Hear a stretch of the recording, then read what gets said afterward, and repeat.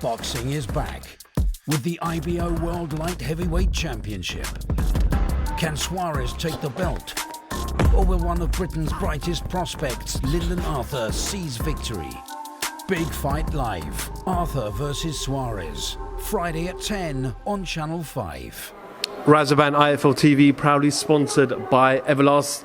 We're here in Manchester with me, Manchester's finest, Jamie Moore. Well, it's still Manchester, isn't it? Great Manchester. Salford's a city in its own right. See, people don't understand that. Salford is actually its own city. We're just right next to Manchester. I'm from London. This is just all Manchester for me. Exactly. It all gets tied under the same brush, but technically we're our own city. What brings you down? So this is my gym. This is my amateur gym. This is where I've grown up all my life in Walton, and so we set this up. So it's been in the pipeline for 5 years, but we didn't actually get it up and running until just over 2.5 years ago, and it was ready to go just before the first lockdown, and then it sat here for in fact 3.5 years ago, and then it sat here for 12 months, and then we opened up about 2.5 years ago. Successful at the moment? Mate, it's the best thing I've ever done in boxing. It's like we have last night and tomorrow are the main nights for the normal boxing classes. This is the girls only class tonight, but we have like 70-75 kids off the street every time it's open. Is this kind of infrastructure important, not just for people who have ambitions to become fighters, but also for the sake of discipline and give kids things to do? I remember growing up in my local area where you can go to the play centre and play pool and do things. They don't exist anymore. So are these kind of infrastructures important for the young generation? Massively. I think, we see groups of kids, gangs hanging around the streets all the time, and the vast majority of the time it's because there's nowhere for them to go. Boxing gyms, for me, are the most important thing in communities, especially sort of in the sense of council estates, places where we've grown up. Boxing gyms are so important because it creates stability, routine, discipline, gives them somewhere to go, a place of safety, and they have like people around them who they can look up to, especially male role models, where a lot of the time there isn't that type of person to look up to in their life. So since we've been open 2.5 years, the stories what the parents or the mums or even the kids themselves come and tell me, it's unreal, honestly. And as time's gone on, it's made me realise and understand why I did it in the first place, and it's sort of reinforced my views on boxing in general and how it sort of helps people mould and change their lives. The most successful stories what come out of boxing gyms aren't the champions, what you see who turn professional, or people who go on to the Olympics and sort of get gold medals. It's the way it changes, fundamentally changes kids' lives, and the lessons it gives them moving forward. You never even hear about them, but it gives them the life lessons they need for the rest of their life. Do you also bring some of your professional fighters, your champions from the gym here as well, just to a bit of extra motivation for the kids?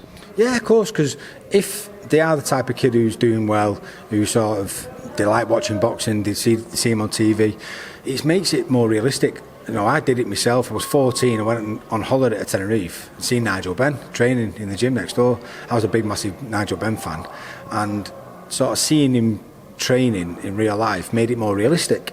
So I think me being able to, or being in a position to be able to bring fighters down who they see on TV and just to say hello and sort of for them to understand they're just a real person. Just because you see them on the TV doesn't mean that they're not real. It makes it more realistic for them, and they can then turn around and go, do you know what, if they can do it, why can't I? Fresh off your, I think, 1 or 2 day trip to Ireland this week. 1 day in and out, yeah. In and out. Jamie, if you look back at Katie's last couple of performances, and I don't mean to criticise because she's done so much for women's sport and is a great champion. Do you feel like you're getting her at the right time? I wouldn't say the right time. I think I said this when I was over in Dublin. I think what it is with a fighter like Katie, she gets analysed and watched that much, and and the quality of opposition has increased as time's gone on as well. But the better fighters she's getting in with now, the later, towards the end of her career, have watched her and analysed her more, and this, fighters for a career read people's rhythms, punch output, what the favourite shots are, the coaches analyse them. So I just think that she's been in the limelight that much, that people have watched her so much, that they're starting to understand her a bit better now. And they pick out flaws, and the fighters what she's been in with have been able to capitalise on them much better than they did earlier on in her career. I just feel like now she's going in with someone in Chantel who has got all the attributes what give Katie problems, but she's probably doing it a lot better than the fighters who've given her problems in the past. So, and that's why I've always, ever since Chantel came to me, I've always said she's got the style to beat her. You know, this was 4 years ago when Katie was probably deemed better then. But I think Katie's got more experience under her belt now. So it doesn't mean she's necessarily not as good because she's getting older, because you sort of adapt and change with experience. So so she's certainly still a phenomenal fighter, but I just feel that Chantel always had the style to beat her, and it's always going to be harder for Katie the older she gets. You talk about style, but can we also bring the facts of size and power that Chantel has? Is that a significant advantage as well against someone like Katie? I think strength is definitely an advantage on our side.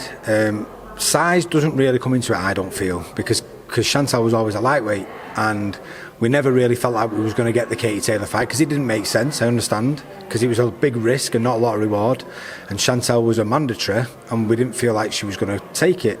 Then the super lightweight belt came vacant, and we decided to move up and take that opportunity instead. But I think Chantel's boxing ability is underrated. I think Katie Taylor's tenacity is underrated as well. I think the way she sort of digs her heels in and grits out performances, because she's so talented and she's such a beautiful boxer, people sort of overlook that and don't give her credit for the. I mean, she has been in some difficult fights, but she's fucking gritted her way through them. Do you know what I mean? So you've got to give her credit for that. But that's what Chantel's good at. Chantel's really good at closing the distance, getting on the inside, and then imposing her will and strength on you. What's the latest with Jack? We know what's happened over the last couple of months and the last couple of weeks, so when do you expect him to be out next? And is Rija Progress, is that the kind of fight that you want Jack to jump straight in without being in the ring for over a year now? Yeah, of course. I mean, he was out of the ring over a year when he fought Taylor the first time.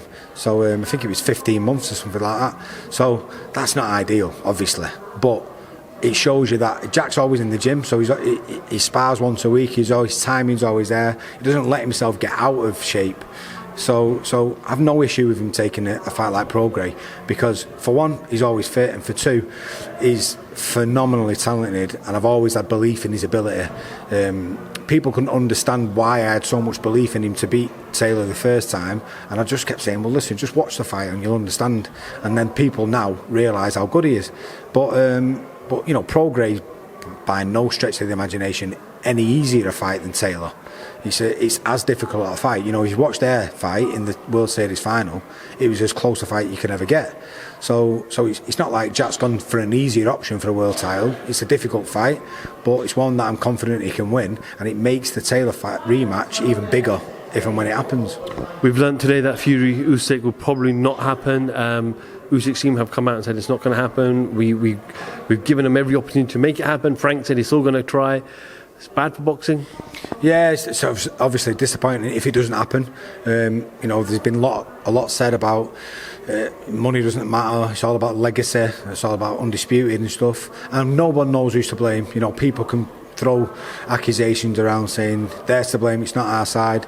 You know, at the end of the day, you'd like to think that they can come to a compromise. I've just made this point now. You know, Katie Taylor calling out Chantel.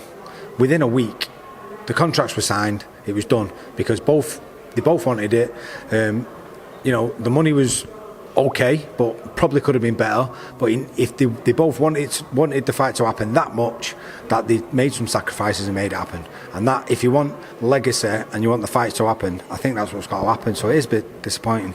You know yourself, Jamie, obviously Chantal being the undisputed champion, when there's an opportunity to win all 4 belts, especially in a place like Wembley, and the sanctioning bodies have all stepped aside to allow you to have that fight, and you have to take that opportunity. You almost have to give and take something. It looks like Usyk did give away. Scenarios like this, especially because of the politics involved in boxing, they don't come around that often, where So everything sort of lines up in place, and it looked like it wasn't going to because of the governing bodies going, well, we're going to enforce our mandatory. But to be fair to them, they've sort of stepped back and gone, okay, we'll allow this fight to happen.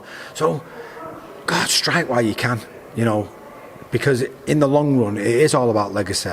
You know, once in 50 years' time, 80 years' time, when you're dead and buried, and all people can talk about is what you did.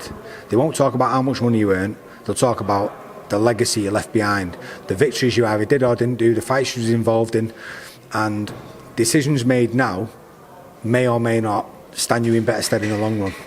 Does someone like Fury have to fight the premium fighters like Joshua, like Usyk, to prove that he was the best in his generation? Well, the choices as well. Sorry, that's the reason why. He should. I mean, the 3 fights with Deontay Wilder were phenomenal. But if Tyson Fury doesn't fight AJ, it'll be a crying shame. Because to have 2 of the best, if not the best, heavyweights on the planet, both from the UK, never fight each other around at the same time, is an absolute shame. And then Usyk, obviously coming up, he's in the mix now. You want an era where the best fight the best, and you know, what's the point in getting to the point where you've worked all your life to prove you're the best in your weight division, and you're capable of doing it, and then letting money get involved? You know, God, money. We all need money, but when you're talking about you're going to get paid 40 million or 45 million, come on, just take the 40 million, man. Jamie, you've had fighters in the past. Tommy Coyle comes to my mind, Carl Frampton, Matthew Macklin, fighters that have worked with other trainers and then come to yourself. Joshua, 3rd trainer in his last 3 fights.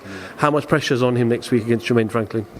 I think he puts pressure on himself, like all fighters do.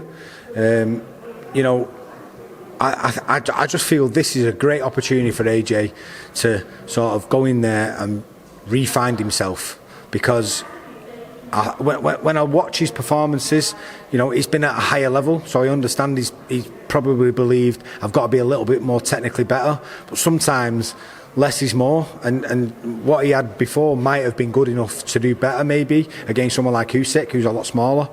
But I think he can just go back to being a destroyer in this fight. You know, I think stylistically this is really suited to him. If he goes out there and goes, you know what, I'm going to show everyone why people was talking about me being the most exciting fighter on the planet, sort of re-find himself, because I think for a long time now he's been trying to be better, and in some ways he's held back from his best attributes. So I just want to see him that absolute ruthless destroyer, what we all used to enjoy watching.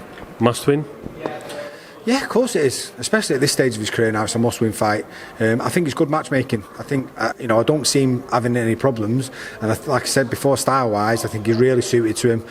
And if he can go in there and sort of do a 4 or 5 round demolition job, then it's a big statement, because obviously of the previous history. Jamie, appreciate a little bit of time. We're going to get kicked out of this hall. I think the kids are going to come in and run around and go mad. This is the youth zone bit. So we share this with Salford Council, and we've got the boxing gym. This is the youth zone bit. Well, they're giving us the eyeballs now. We better go. Jamie Moore, IFL TV. Thank you very much. Do we do enough? Well, I never shut up about it. It must have been about 16, 17. We nicked their guilt rings. Right, the bouncer's guilt ring. This is no good for me. That's the reality. If you want the honest truth, and I see it every day,